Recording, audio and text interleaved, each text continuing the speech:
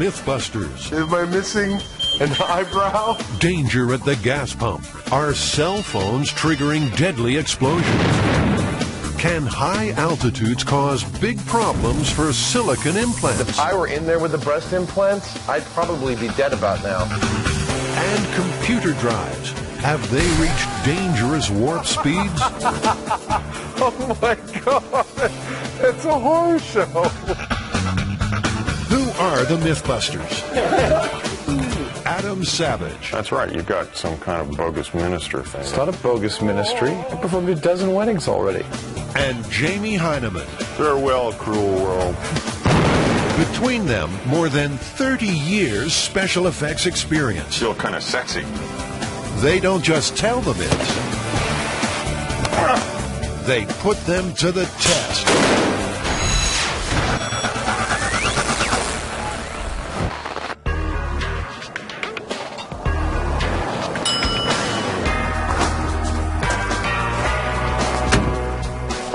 Hey, wake up, farm boy.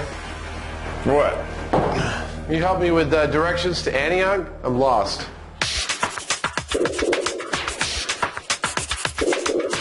So what are we doing at the Stoke Gas and Oil Memorabilia Town in Santa Rosa, California? Well, we're here to see whether you can accidentally blow up a gas station with a cell phone. And even if we fail, do we still get to blow something up? Oh, yeah. Excellent. So what exactly is this myth? Well, it's an email myth that says that the use of a cell phone near a gas station can cause an accidental explosion. And in fact, people have bought into this, and on some gas stations near the gas pumps you can see a sign saying, please don't use your cell phone here. But also, it's a very good story, and a very good story is very powerful and promotes belief. Heather Joseph Witham, resident folklorist, has another dramatic cell phone explosion story. Well, the story goes that there's an executive speeding along on the freeway in Los Angeles, and all of a sudden he hears the ding, ding, ding, and looks down and he sees that his car is just about out of gas. So cursing and frustrated, he gets off the freeway. He drives up to a gas station, gets out, starts pumping the gas, takes out his cell phone, and calls the office. At which point there's a tremendous fireball that engulfs the executive, and then the entire gas station explodes. There have been more than 150 gas station fires across the United States since the early 90s. Could cell phones be the culprit?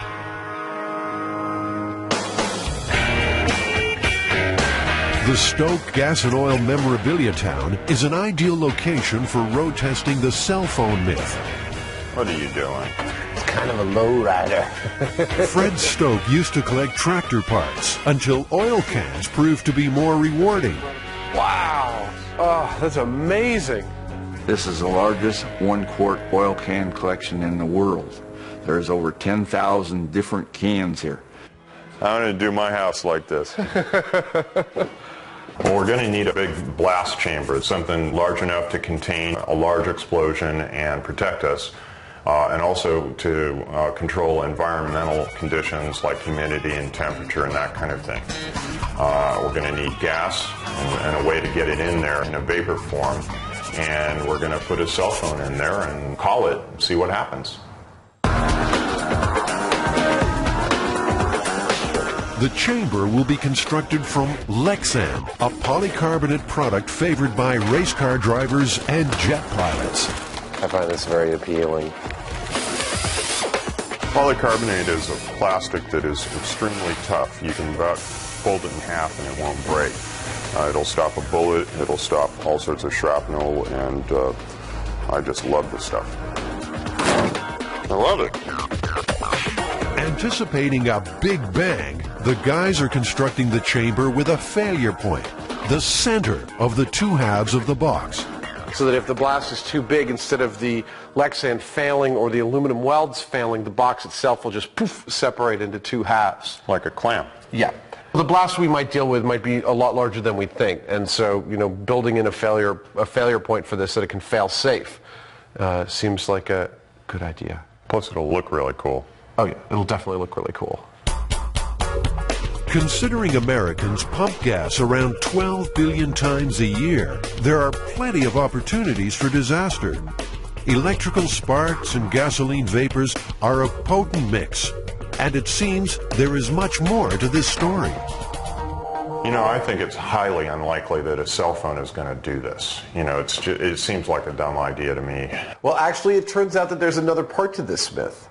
It seems that women are largely responsible for the gas station explosions, specifically because they get in and out of their cars while filling up. And so they'll build up a static charge on their body, and then when they touch either the gas tank lip or the filler nozzle, that will ignite the gas and cause an explosion.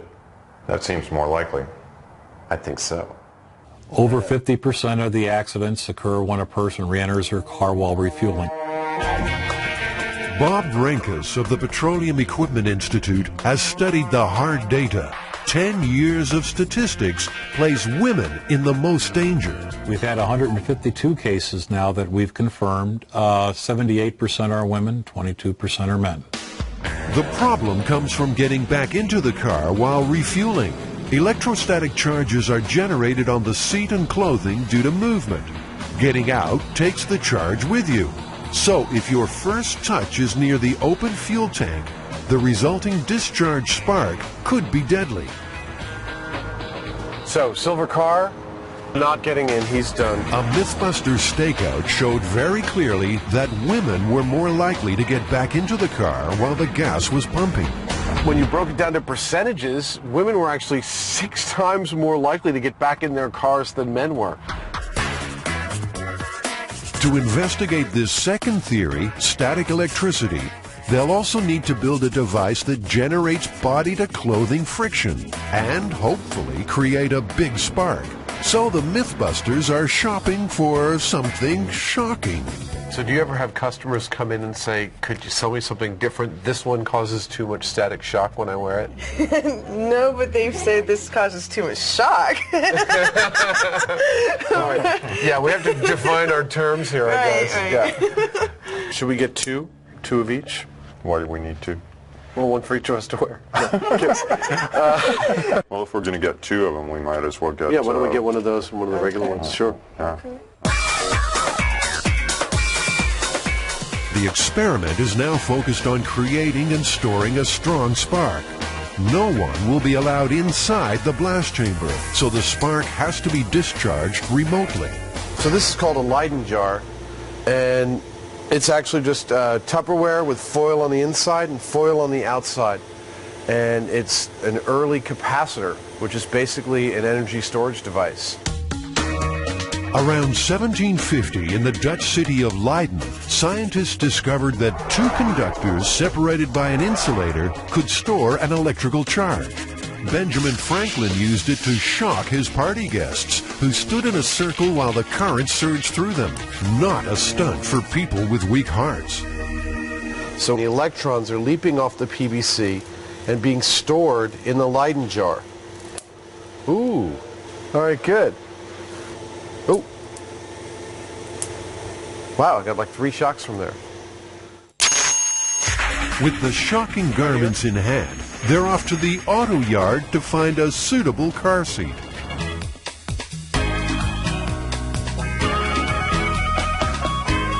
You think we could build some panty friction in the bed here? Well, that's what it's for, isn't it? Well, we won't be the first. Ow! Ugh. These panties had no idea what they were in for. This is like where panties go when they've been very, very bad.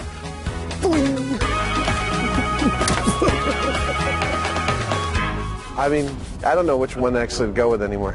At this point, it's just like a sea of rubbing and vinyl and wet car seats. It's like high school. That's actually good. I got more of a charge off of this than anything yet. They have the seat of choice, but will it provide the necessary charge? I don't see any sparks. Watch this. Ooh. Back at Fred Stokes Gas Museum, the fire department has arrived to supervise the experiment. So, is it cell phones or static sparks that cause gas station fires? Well, let me see. We've got a crash test dummy with his legs removed. We've got a panty-static generator with leopard fur and panties wrapped around it. It's not exactly hard science. Nonetheless, the firemen want a much smaller bang. Too much gasoline vapor inside the chamber, and it becomes a very large bomb. What's the potential? What could go wrong? Break all the windows around here. You know, that might be the worst case. I don't want to see that happen. Jamie wants big boom. Down, boy. Down, boy. He's being a little conservative, which is his job, and I appreciate that. We will still try to get the biggest explosion we can. Time for the fire protection suit. Delivering the gasoline to the chamber is Jamie's responsibility. He will use an aerosol device to spray high concentrations of flammable fuel vapor directly inside the blast chamber. So I rigged up the cell phone in there. Okay. When I call it, it says detonate. Very cute. Okay, we're going to start the fuel. You guys ready? For gas to explode, you need the right mix of fuel and air. As the concentration edges towards the flammable level, their gas meter emits a warning. Okay. Go behind the thing. The chamber is primed and ready for the cell phone blast test. Calling now.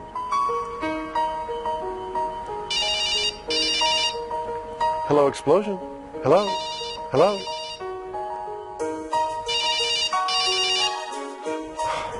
He never answers his phone. Both Jamie and Adam are confident the cell phone won't cause an explosion. It creates heat, but not enough to cause ignition. Time to test the second theory. Okay, guys, we're done with the cell phone and we're going to the panty-static generator. Keep as many unnecessary people back. Okay. I really have some concerns about that thing. I really do. Okay. All right. I will tell everybody. Thank you. You know, you'll notice the firemen are all kind of standing a lot further back than we are. Yeah. So this is not to be toyed around with. Okay. It is a bomb. Okay. Okay. With the chamber saturated in gasoline, it's time now for Adam's panty-static generator to spark an explosion. All right, we're going in 5, 4, 3, 2, 1.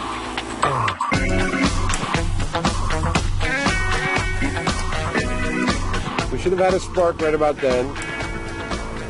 Come on, baby. Okay, I've gone through what should have been like at least 3 sparks so far. Okay. Even with sparks and the heavy fuel load, the gas will only blow if conditions are absolutely optimal. So far, nothing is happening. How hard can it be to blow up a room full of gasoline? My guess is just wrong mixture. Just that simple. Wrong mixture. That's it. We're packing up and we're going to go home. With our tail between our legs. So it's back to the drawing board to see if cell phones or static sparks can cause gas pump fires. Ignition is still proving to be difficult, but the personal flashpoint is rising. Wait, hold on, Adam, before you break up all the way out. All afternoon's work. Give me just. I thought all 4 sides were taped. You're a nice guy and all, but sometimes you're a bull in a china shop. I'm not going to respond to that. Working with a smaller blast box should help them figure out the right fuel-air mix to achieve ignition. You know, all of that spray presents a lot of surface area, and I think it's probably sinking down and collecting right at the ground.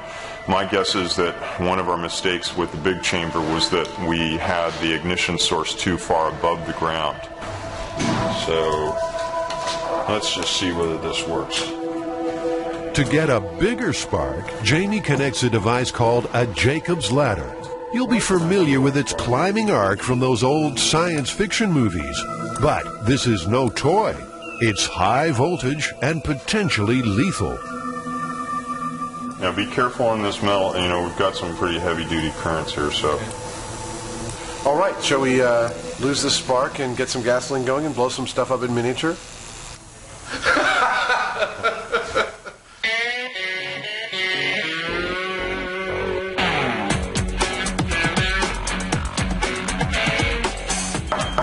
Is gasoline flammable? You'll find out after this. 4, 3, 2. Hey, we made something blow up. We made something blow up.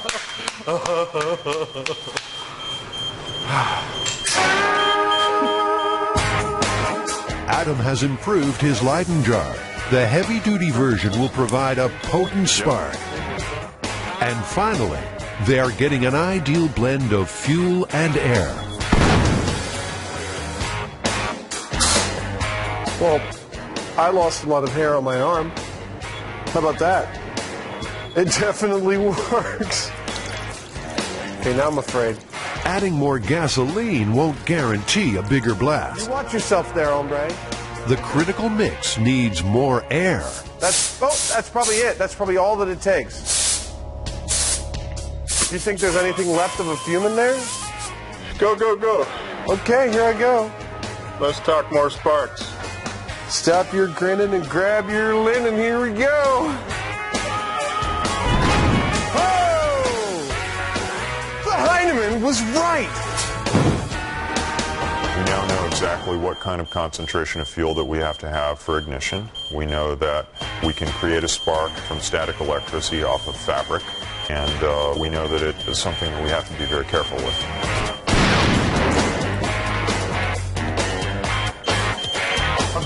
I'm fine. Am I missing an eyebrow?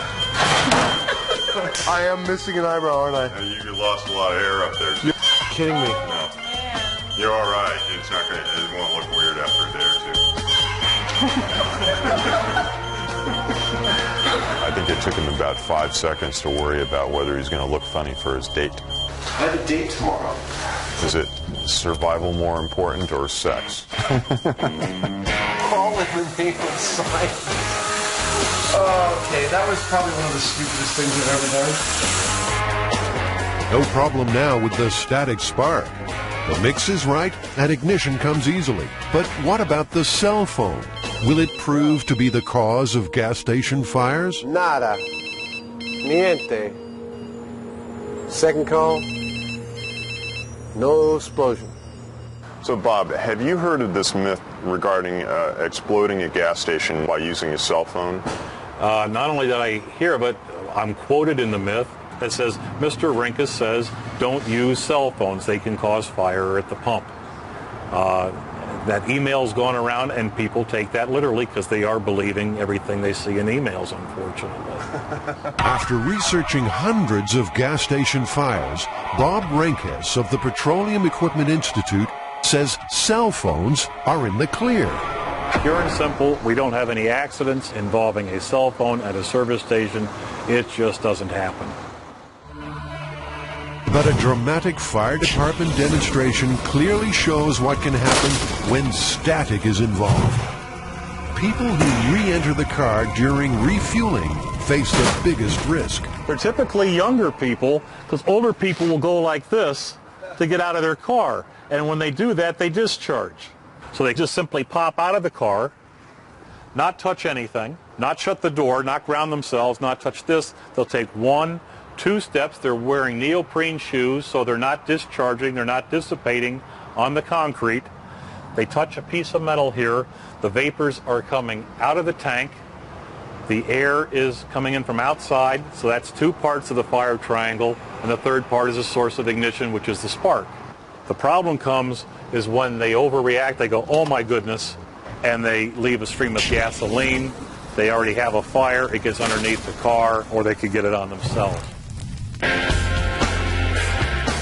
With the cell phone myth well and truly busted, they still want to make their own big static bang.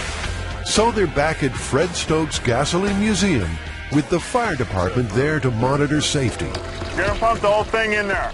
It's make or break time. So today the guys are using a much higher concentration of gas in a much finer spray. Okay, that's it. All right, here we go. Watching for spark.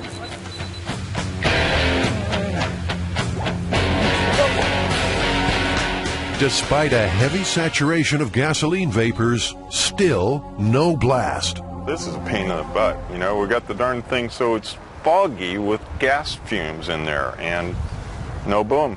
What are you going to do? Leyden jar, I am finished with you.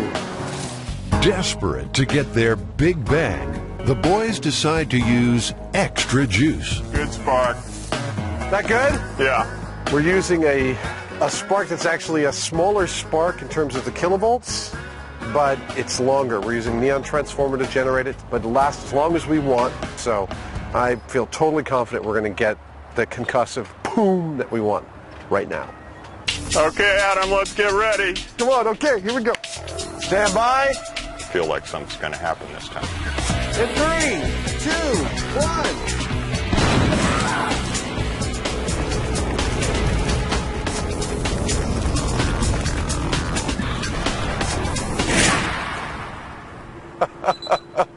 Wow, I forgot to watch. That was really cool. Right on. Whew. Hey, we got it. Yeah. That was a lot of force. Yes, it was. That burst apart this 24-foot seam of metal tape. Well, it's about time, huh? It's about time. Absolutely right. Don't be fooled. Gasoline vapors and a strong spark under the right conditions spell danger at the fuel pump. Bob, what is your recommendation if there is a spark, if there is ignition? What should you do? If you discharge here and you get a spark, don't be a hero. Don't take your nozzle out. Your gas tank will contain the gasoline. We don't want any gasoline spilling on the forecourt or on the pavement. Stand away and notify the station immediately. Adam, what do you reckon? Myth busted? Absolutely. This myth is definitely busted. No cell phone will ever cause a gas station to ignite. Just not going to happen. I agree.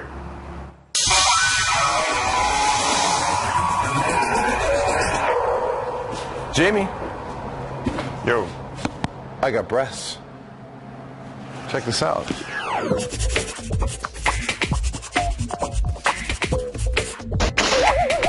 There's a myth that when you go up on an airplane, the reduction in pressure will explode your implants. The basic story is that there's a woman with silicone implants on an airplane, and there's a depressurized cabin because it's a local flight, perhaps from LA to San Francisco. And as the plane goes higher, the implants get bigger and bigger and bigger and bigger until finally they explode as she's walking down the aisle to the lavatory to see what's going on with her implants. There we go. Oh, sample not for implant. One size fits all? There's not like a bigger or a smaller one? So we've got the implants, right? What else are we going to need for this, Jamie? We've got to have a chamber that will handle both pressure and, vacuum. So positive and negative pressure. Yeah, and we're going to have a vacuum pump, a pressure pump, and to make it look good, put the implants in a body of some sort, maybe The ballistics gelatin would be perfect for that. We could make up a torso out of ballistics gelatin and put the implants in. Be very close to skin, so we could probably see, if there was any real movement. And the gel is clear, so we can see what's going on. Yeah. Okay, that's weird. You know what? Since I've never owned a pair, I don't know what they're supposed to feel like, but these feel pretty good. It just makes me feel more like a woman. Right, it's giving me the creeps. Come on, take those off.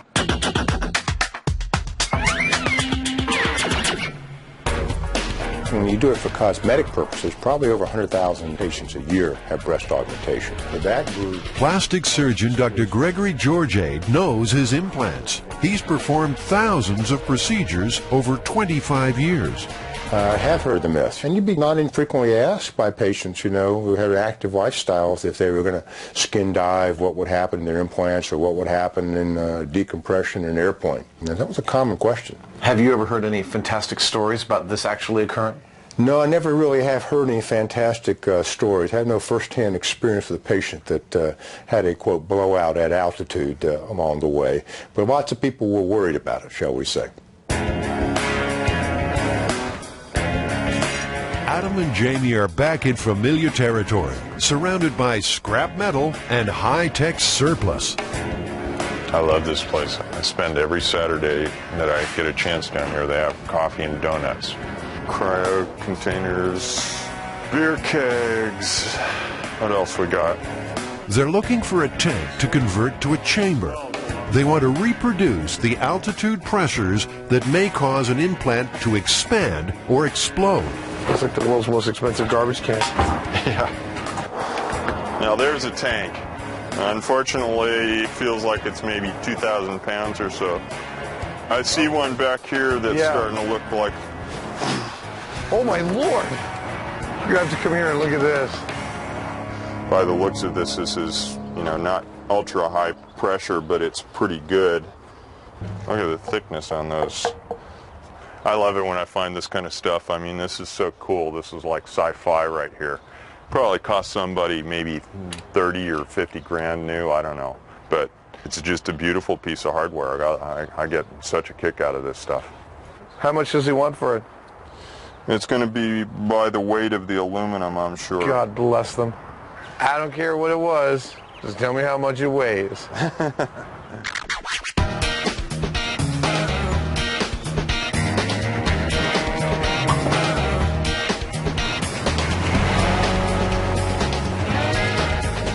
So, I'm going to try and implant these in a fake woman.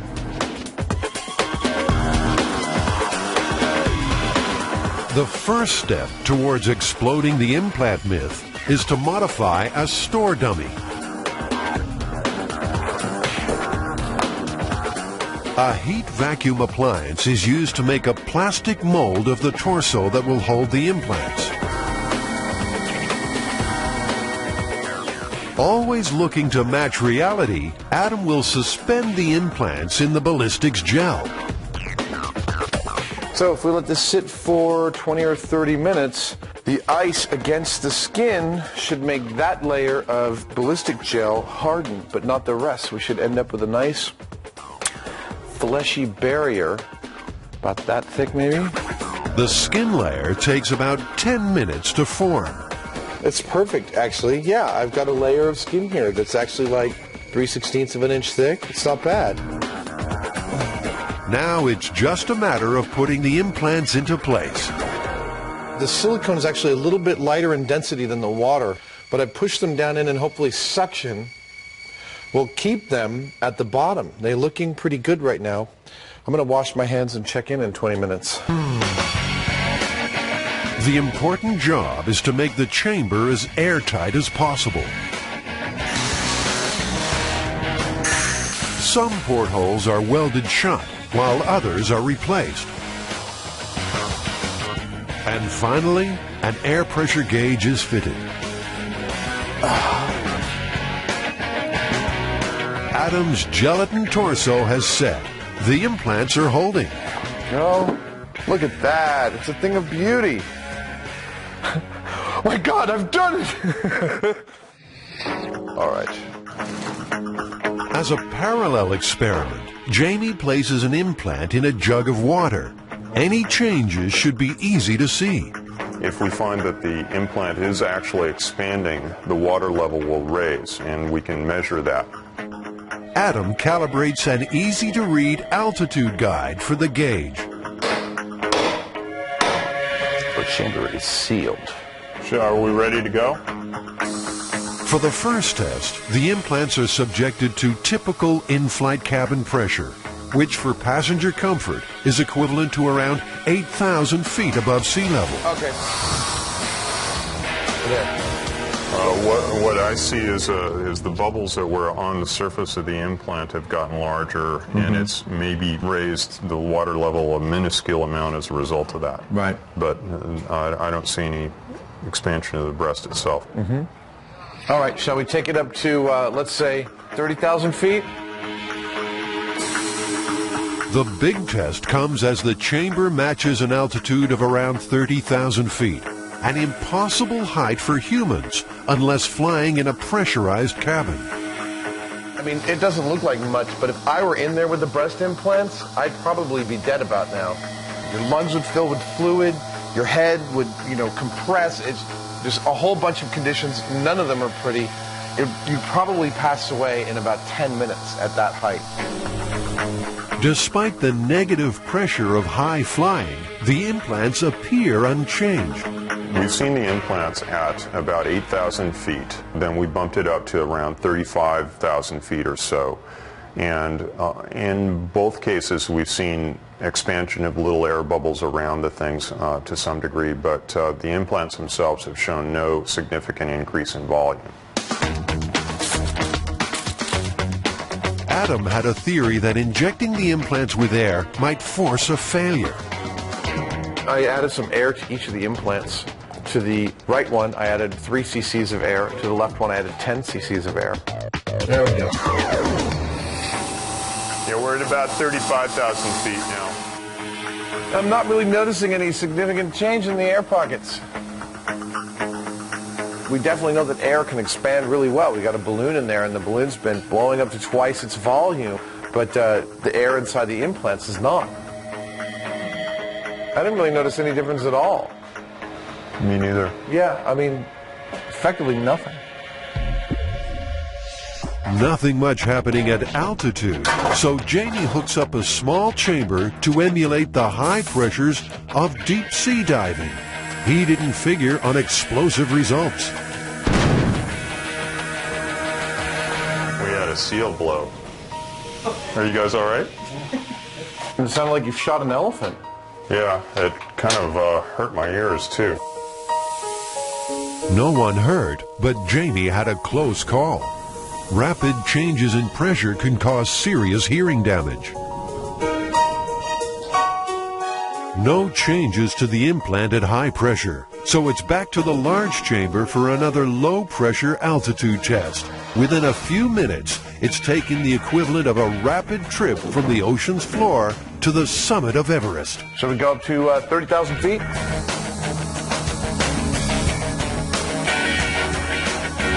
Okay.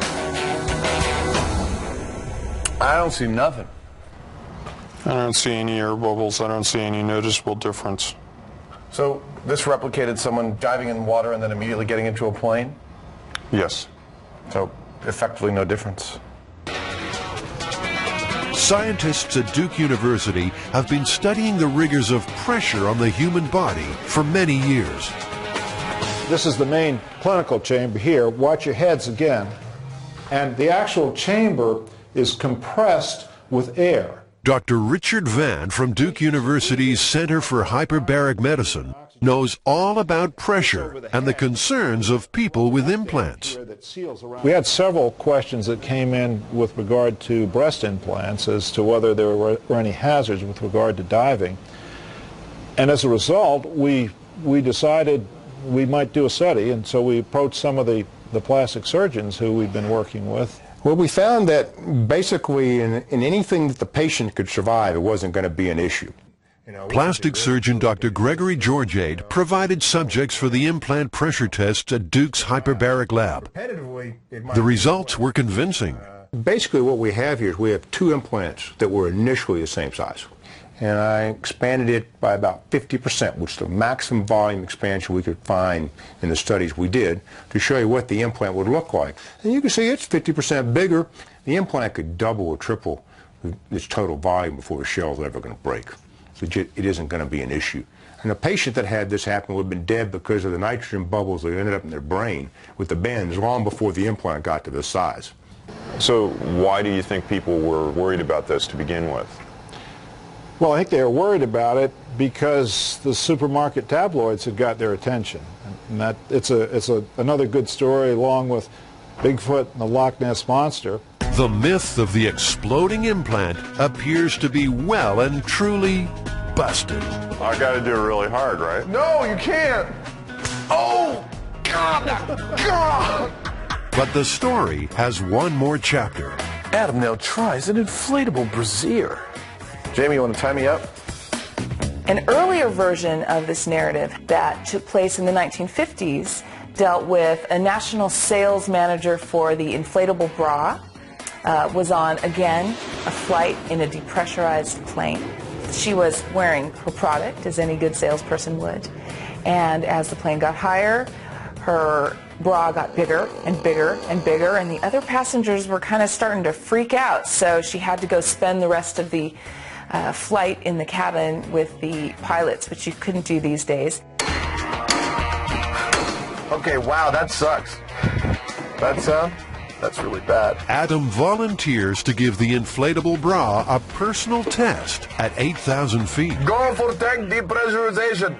Slowly in increments. Adam, how are they doing? Are they getting bigger? Roger that, Mission Control. My breasts are expanding. Repeat, breasts are expanding. They're definitely getting firmer, but nothing exploded, unfortunately. You know, these didn't really change that much. I mean, they've got vinyl enclosures. They're going to be pretty resilient to pressure. But, you know, they were definitely firmer at 8,000 feet, but not by much. Well, do you want to go all the way?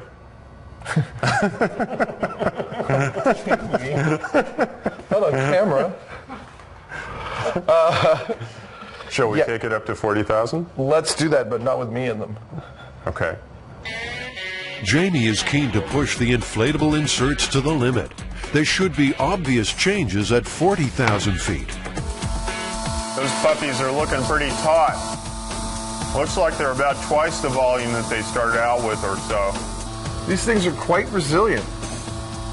I'm not sure they're going to blow. Even at an intolerable 40,000 feet, these inflatable inserts are in no danger of exploding. What do you think? We can see them all expanding individually. Always looking for a novel twist, the Mythbusters loaded food items into the tank for some frivolous science. Hey, the marshmallows are definitely expanding.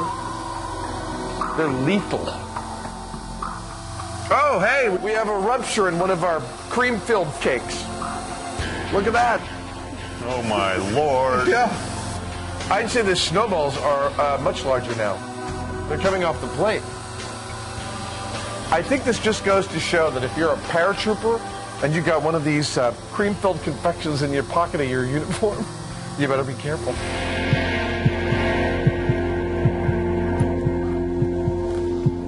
So, Heinemann, exploding implants, what do we get? No results, no expansion whatsoever on these things. You're more in danger of your cannoli rupturing than your implants actually exploding. Your cannoli? Cannoli, it's Italian pastry, it's cream-filled. Oh, okay. Study euphemism. Okay. So, as far as I'm concerned, myth busted. Oh, definitively busted, absolutely.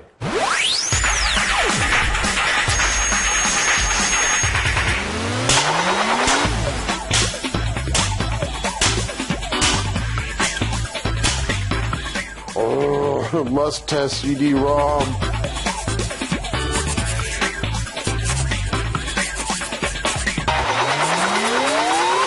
It turns out that with the brand new extremely high-speed drives, they may actually be exceeding the structural capabilities of the CDs themselves and shattering them into tons of pieces, sometimes even leaving the computer. Wow.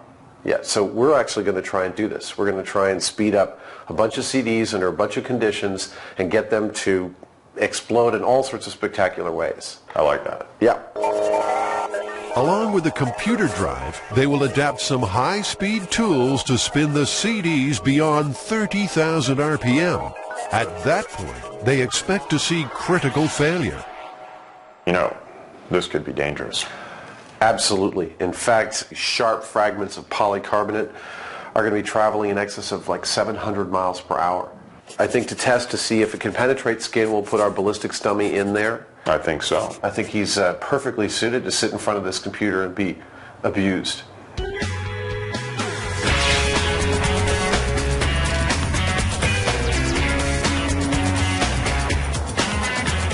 We are driving through Silicon Valley on our way to one of the largest computer recyclers in the Bay Area, and if anyone's going to have a high-speed, like 52-speed CD-ROM drive for us to test, it's going to be them.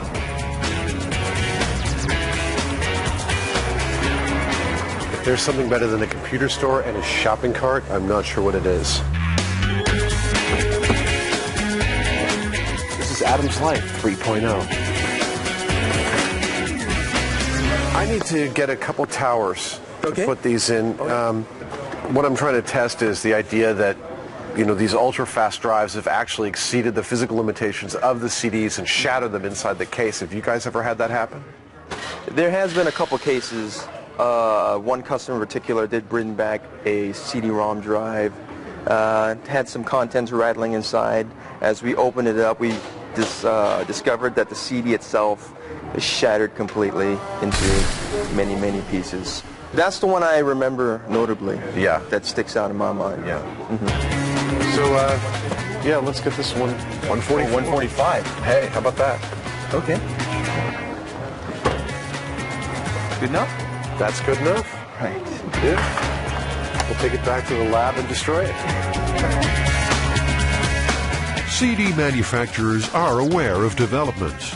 David Bunzell from the Optical Storage Association has been tracking the story. And it seems that much of it relates back to an article that was generated by a PC journalist based in Sweden. And he was able to do some testing that he suggested at 30,000 RPM, which would approximate a 52x CD-ROM drive, that they would explode. Over time, we've talked to various people in the industry, and it seems to be very difficult to replicate.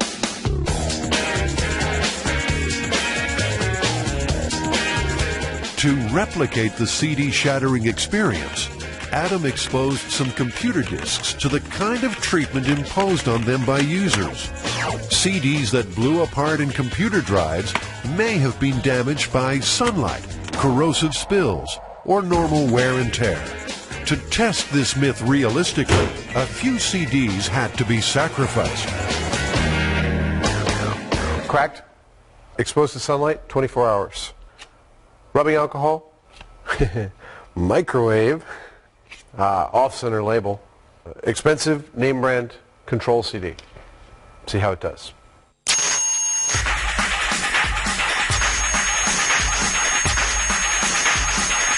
I've just installed Windows on this computer so that I can install this drive externally, and hopefully we'll be able to operate it while being able to view the CD spinning. And the high-speed camera ought to catch the point of failure if there is one. If there isn't, we're going to make one. Speed is the key for busting this myth. Computer drives rated at 52 times will be spinning CDs at around 30,000 revolutions per minute. Some disks may disintegrate at this point. Others may require much higher stresses to induce failure. What do you think about that? Jamie's quest for more speed involves adapting electrical hand tools and fitting CDs where they weren't meant to go. Oh, no. Is that sweet or what? No, it's pretty special. Worth a trip to the store? How fast is it? This is rated for 10,000 RPM. So I'm going to run the 30,000 RPM router into this and out the other side. Are you sure that this is a balanced enough mechanism to handle 6 times its current load? It says it's heavy duty. Adam is cooking up a ballistics dummy to be placed in the shatter zone for a dramatic demonstration of possible injury. It's made from gelatin, a substance which, when set, closely matches human skin and flesh.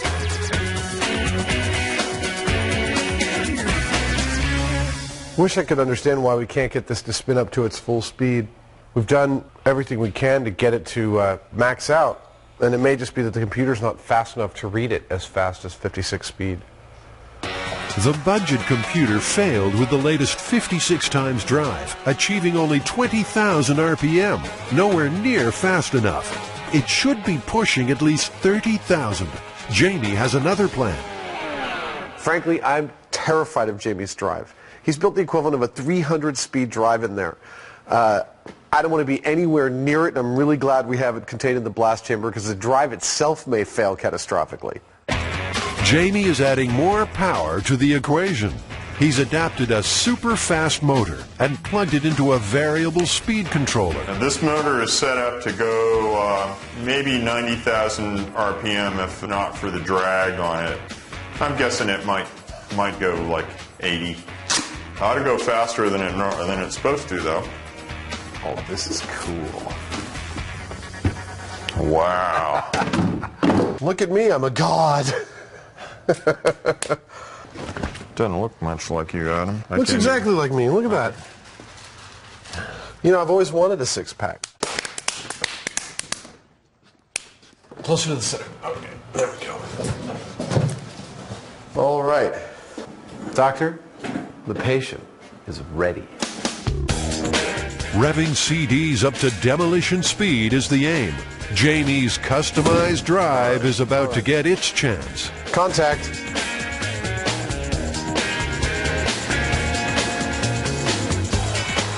Whoa. Oh my God. Faster, faster. That's all of it? Yeah. It's only reading 20,000. That might be as fast as it can spin something like a CD. The friction with the air makes it have to draw more amps in order to do it. We'd do better direct drive right off of the router, and I know it would spin that up.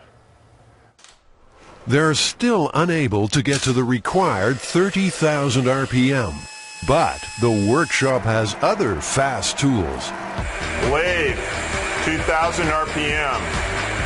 Bench grinder, 3,500 RPM. Dental drill, 60,000 RPM. Air service. I'm not sure how fast it's going, but it's awful fast. Ah!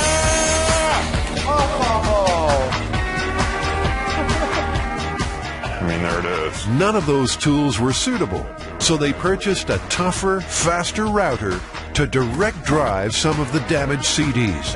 Really need to see some explosions now. We've got the microwave CD. Okay. That one's been severely stressed. Adam is convinced the CD he fried in the microwave will not withstand the forces. All the way, baby. All the way. Come on! Yes! Could this be it? Everything else is coming off. Oh! Yes!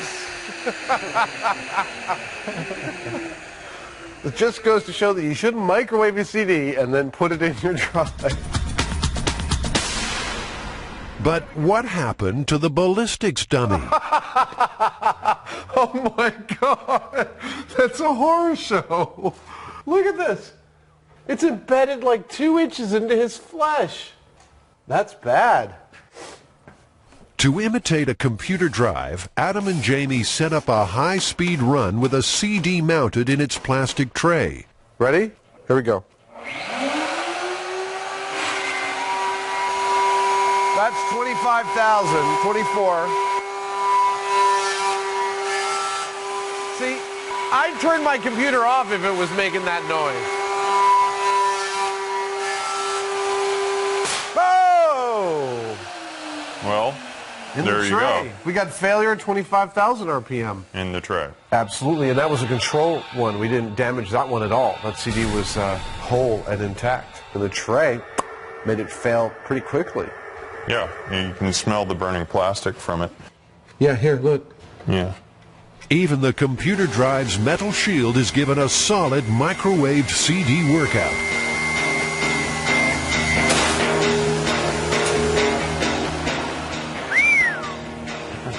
That's spectacular. Look at the damage it did to this case. I mean, it spread the sides out. Yeah, little dent marks. Yeah, it dented the steel. It's like hitting it with a hammer. If the high-speed 52 and 56 times drives are already causing some discs to shatter, what does the future hold? So, David, are we going to see 100x drives, 200? Where's it going to stop? I wouldn't really expect the optical drives to go much past the 52x range. I think what you're going to see in terms of increased capacity is going to be done more with different types of lasers, different technology unpacking the bits tighter on the disk. And their speed is not as critical of an issue, so you will probably not even need the 52x to be able to accomplish this. You ready to ramp it up to double speed? I'm ready. All right. Let's Let's go. go, Spin Man. So far, most undamaged control CDs have withstood standard spin forces. Only one disintegrated. Slow motion pictures show them warping, but not shattering. But Jamie and Adam want mass destruction. They switch from 110 volts to a potent 220. It's party time. You ready, Baldy? Wait. Okay, Ready? And unplug it right after you're done. Yeah. 3, 2, 1.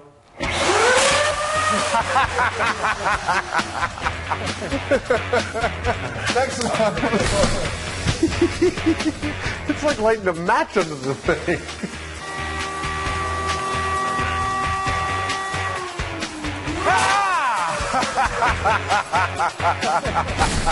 Okay, next one. Next one.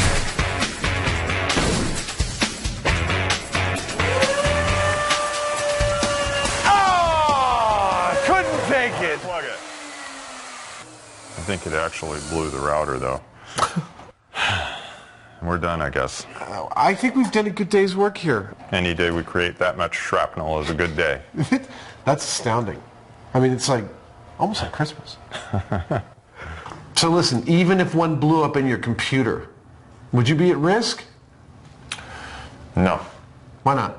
Well, maybe if you open the thing up and put your eye right in there. But see, that's just the sort of thing I might do. Well, there are easier ways to poke your eye out, I suppose. Now, are you worried about CDs exploding in your computers? No.